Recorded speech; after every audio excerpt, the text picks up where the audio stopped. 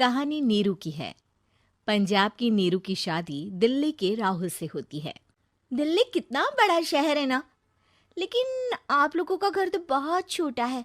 हमारे पंजाब में तो ये बड़े बड़े घर होते हैं कि मजा ही आ जाता है। कोई बात नहीं नीरू, मैं भी तुम्हारे लिए बहुत बड़ा मकान बनाऊंगा बहुत जल्दी।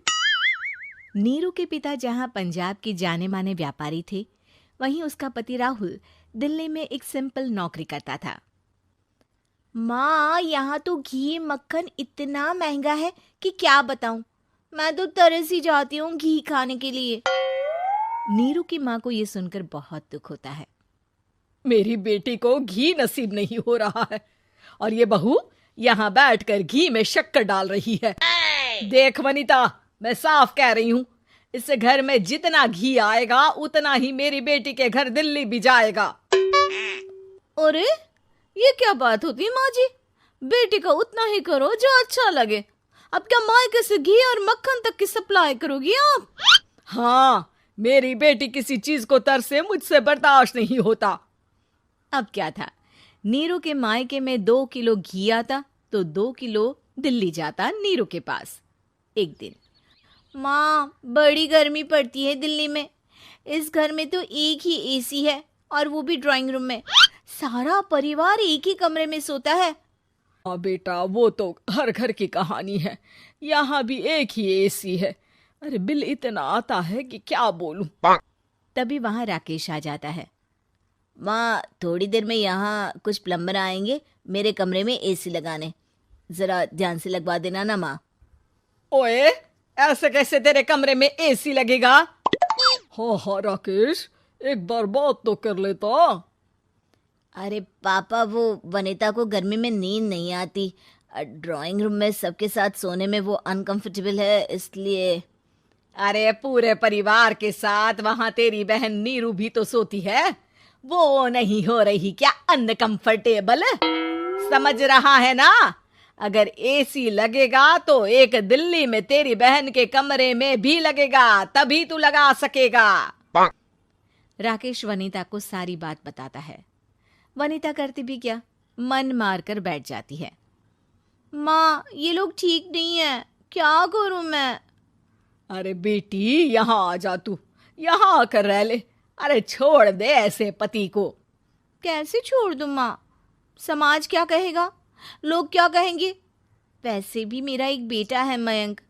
अरे हटा बेटा, तेरी उम्र ही क्या है? इतनी परेशान रहेगी तो काम कैसे चलेगा? खैर, बात आई गई हो जाती है। माँ को लगता है कि नीरू ठीक है, तो वहीं नीरू के मन में एक ही लाइन चल रही होती है, यहाँ आजा। माँ ने तो बोल ही दिया है कि यहाँ आजा। बस मयंक थोड़ा सा बड़ा हो जाए, इन गरीबों को छोड़कर मैं वापस माँ के पास ही चली जाऊंगी। वो इसी सोच में बाजार में चल रही थी कि मैम, आपका दुपट्टा जमीन को छू रहा है। नीरू जैसे ही उस लड़की की तरफ देखती है, देखती ही रह जाती है। हाय रे, कितना सुंदर लड़का है ये। अब क्या हुआ? मैंने कहा आपका दुपट्टा। तो खुद ही उठाकर दे दो ना। लड़का समझ जाता है कि नीरू उस पर फिदा हो चुकी है। वो उससे उसका नंबर लेकर चला जाता है। अब क्या था, नीरू और रोहित में लगातार बातें होने लगती है। मैं हरियाणा का रहने वाला हूँ, यहाँ एक बड़ी कंपनी का मैनेजर हूँ। अच्छा, और कितने बच्चे हैं तुम्हारे? बच्चे? अरे मेरी तो शादी भी नहीं हुई है। तुम बताओ, शादी करोगी? नीरू शर्मा जाती है। अब लेकिन मैं तो पहले से ही शादीशुदा हूँ। मुझे फर्क नहीं पड़ता, बस तुम शादी कर लो। भाग चलते हैं, बहुत पैसे वाला हूँ मैं, हमेशा खुश रखूंगा तुम्हें। नीरू रोहित से मिलकर सारा प्लान बना लेती है और फिर एक दिन घर से भाग जाती है। दोनों शादी कर लेते हैं। शादी के बाद, क्या बात है नीरू, तुम्हें परेशान सा देखता हूँ, सब ठीक तो है ना? हाँ हाँ, सब ठीक है।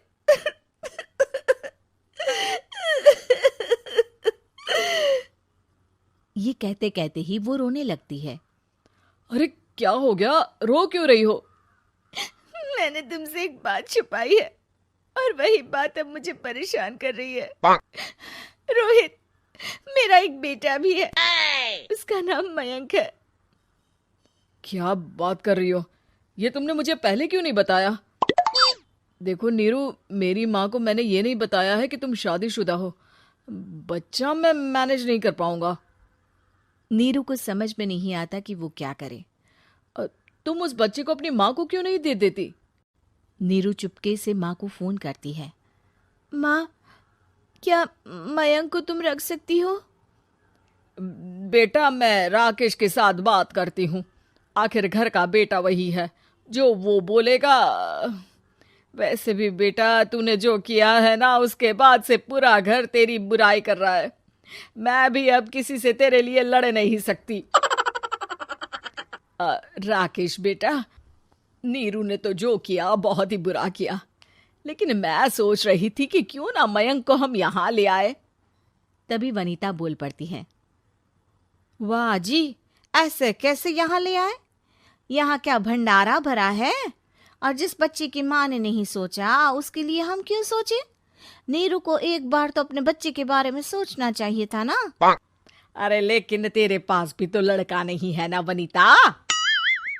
माँ, वनीता ठीक बोल रही है। कल को वो बड़ा होकर इसी घर का हिस्सा मांगेगा तो हम क्या करेंगे? माँ कहती भी तो क्या, वो चुप रह जाती है। वहीं नीरू का पहला पति कहता है। माँ, अगर आज भी वो वापस आ जाए तो मैं उसे माफ कर दूंगा। बेटा, गरीबी चीज ही ऐसी है, क्या करेगा? तू तो अब मयंक का सोच। वो बेचारा तो बिना माँ का हो गया। मयंक के खातिर तू दूसरी शादी कर ले बेटा। लोगों के लाख समझाने के बाद नीरू के पहले पति की शादी रिद्धि से हो जाती है, जिसके पहले पति से 2 बच्चे होते हैं। देखो जी, मैंने शादी सिर्फ बच्चे के खातिर की है। मैंने भी शादी सिर्फ बच्चों के खातिर की है। वहीं नीरू के दूसरे पति के मन में ये बात घर कर जाती है कि नीरू एक मासूम बच्चे को उसके खातिर छोड़ कर आई है। अब देखो नीरू, मुझे लगता है कि जो औरत अपनी कोख का बच्चा छोड़ सकती है, वो तो कुछ भी कर सकती है। कल को तुम्हें मुझसे अच्छा कोई मिल गया तो तुम तो मुझे भी बाय बाय कर दोगी ना। नीरू को अब उसका दूसरा पति ताने देना शुरू कर देता है। तंग आकर नीरू उसके यहाँ से भागकर अपने पहले पति के पास चली जाती है, लेकिन ससुराल में क्या लेने आई है नीरू, मयंक को? नहीं नहीं सासू माँ, मुझसे गलती हो गई, मुझे माफ कर दीजिए। नीरू, अब वक्त खत्म हो गया है, मेरी शादी हो चुकी है। तो छोड़ दो ना उसे, हमारा बच्चा है। मैं आपको अपनी माँ नहीं मानता, मेरी नहीं मान तो बात अच्छी है। नीरू मयंक की बात सुनकर समझ जाती है कि उसके पास अब ना आसमान रहा ना ही जमीन।